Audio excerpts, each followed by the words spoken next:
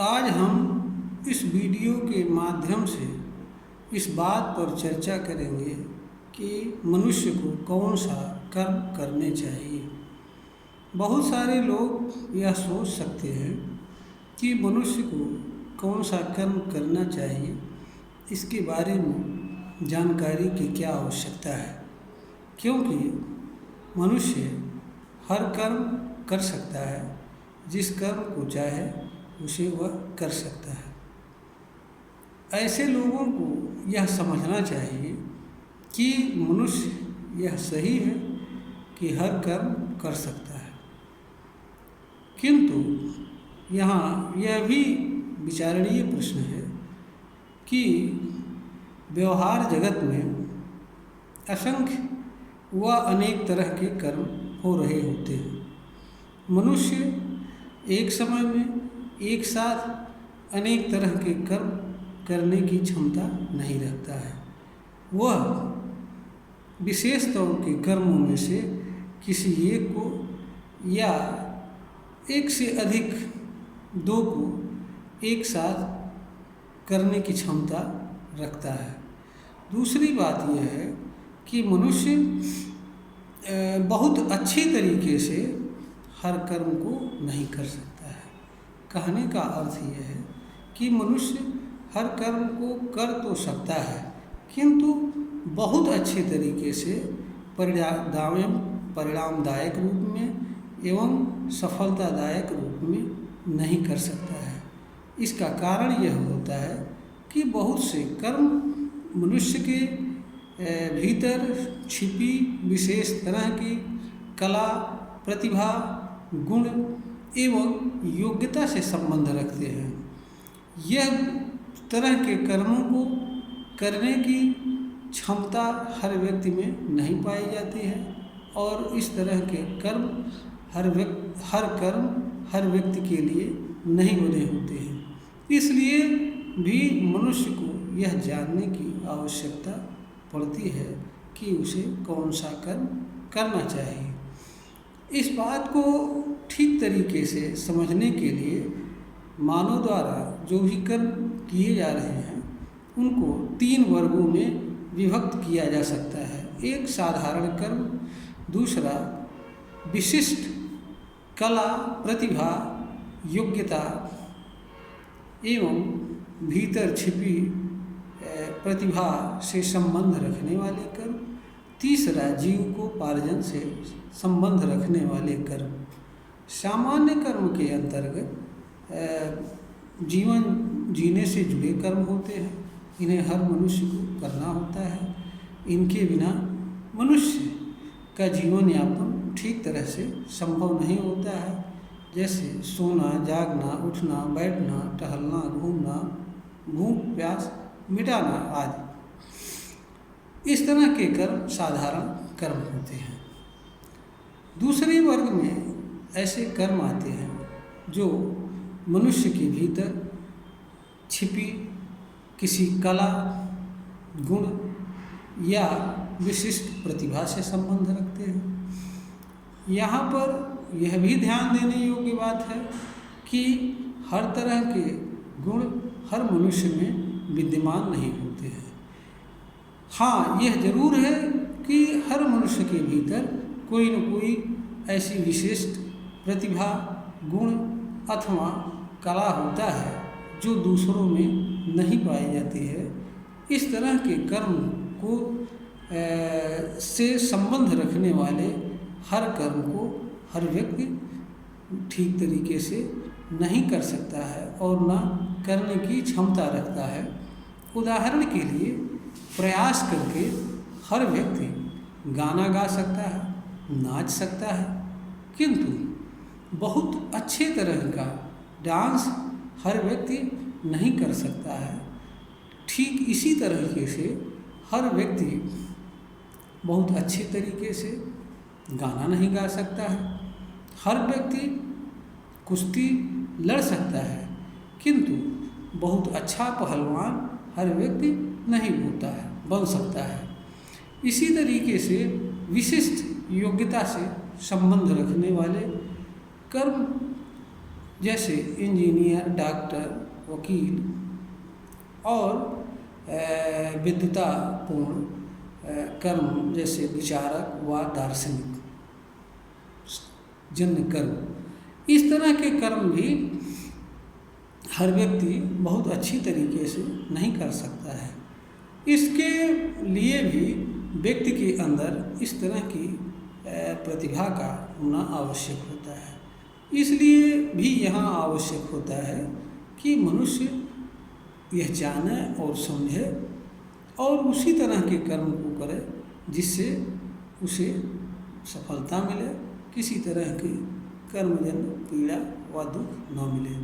तीसरा, जीविकोपार्जन से जुड़े कर्म। मनुष्य को इस धरती पर जीवन जीने के लिए किसी न किसी तरह के जीविकोपार्जन के लिए कोई न कोई कर्म करना होता है। जीविकोपार्जन के बिना मनुष्य ठीक तरीके से अपने जीवन से जुड़ी आवश्यकताओं को नहीं पूर्ण कर सकता है और इसके अभाव में वो उसके लिए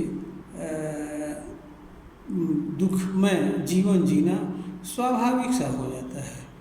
यहाँ पर यह भी है कि जीविकोपार्जन से जुड़े काम भी अनेक तरह के हैं और अनेक जो कर्म जीविकोपार्जन से संबंध रखते हैं वह भी विशेष तरीके की योग्यता और प्रतिभा से भी संबंध रखते हैं।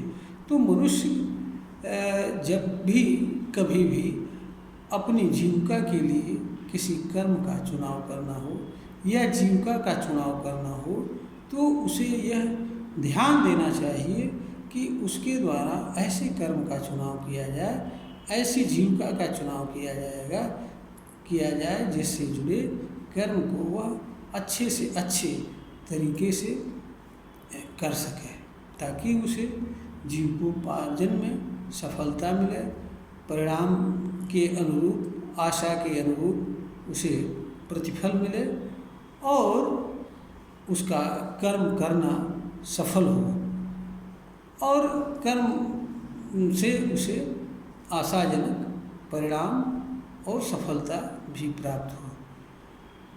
दूसरी बात यह भी है कि मनुष्य के जो कर्म होते हैं वह उसमें से अनेक कर्म ऐसे भी होते हैं कि जो मनुष्य के लिए दुख एवं पीड़ा के कारण बनते हैं। इसलिए भी मनुष्य को कर्म करे यह भी जानना आवश्यक होता है। इसका कारण यह होता है कि मनुष्य अपने ही कर्म से पीड़ा व दुख सहन करे। इससे गलत बात किसी मनुष्य के लिए और कुछ नहीं हो सकता है।